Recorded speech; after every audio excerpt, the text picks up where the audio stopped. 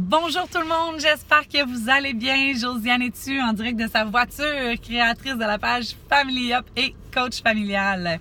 Aujourd'hui, je vous fais une petite vidéo pour vous donner des trucs afin d'éviter les confrontations avec vos enfants. C'est vraiment en lien avec ma dernière vidéo sur le principe du brocoli pour ceux qui l'ont vu.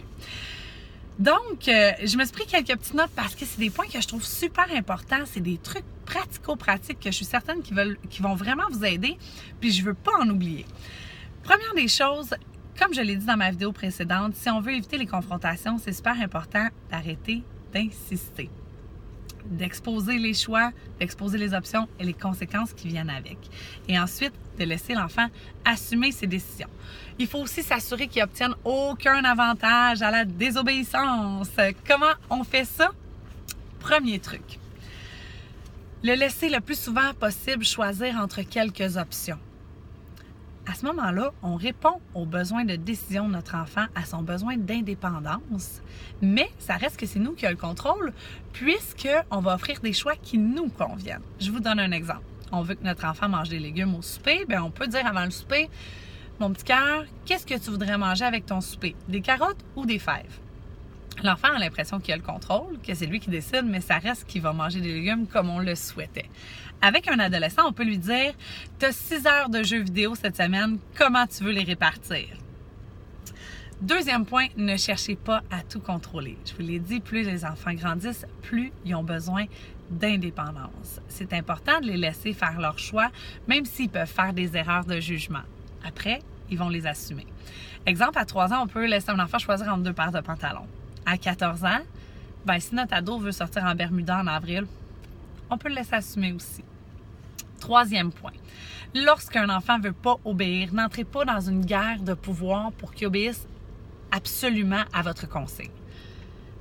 Exposez-lui les options, les choix qu'il y a et les conséquences qu'il va avoir avec ces choix-là. Ensuite, laissez-le choisir.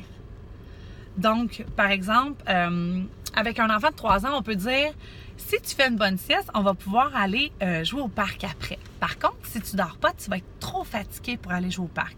C'est toi qui décides. » En quatrième, bien évidemment, c'est le laisser assumer ensuite. Et je crois que c'est la partie qui est probablement la plus difficile à faire. Donc, on garde un ton ferme, mais respectueux avec notre enfant. Par exemple, on peut dire à notre petit coco « Écoute mon cœur, c'est dommage, tu n'as pas dormi, donc on va devoir aller au parc une autre journée. » C'est ferme, c'est respectueux. Après ça, on ne doit pas céder aux pleurs et aux supplications parce qu'on perd toute notre crédibilité si on fait ça et pour longtemps.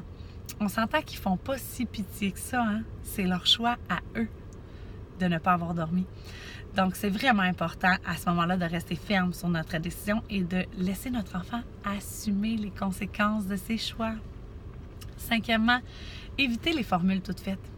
Évitez les « Ben, je te l'avais bien dit, hein? » Même en tant qu'adulte, ça sonne pas bien à mon oreille, là. Fait que pour nos enfants non plus, hein. Sixième point que je trouve super important aussi, c'est de formuler des directives positives. Essayez d'éviter les « sinon ». Les sinon sont souvent des menaces. On peut les remplacer par des si ou par des quand. Je vous donne un exemple.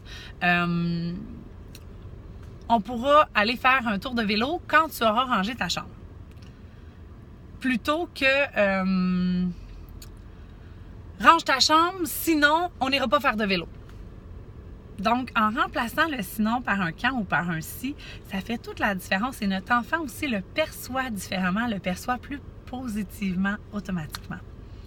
Alors, j'espère que ces petits trucs-là vont vous aider dans votre quotidien, que ça va vous aider à avoir un peu moins de confrontation avec vos enfants. J'espère que vous avez aimé la vidéo. Gênez-vous pas à commenter, liker, partager et à partager ma page pour que je puisse atteindre le plus grand nombre de gens possible. Merci d'avoir été là.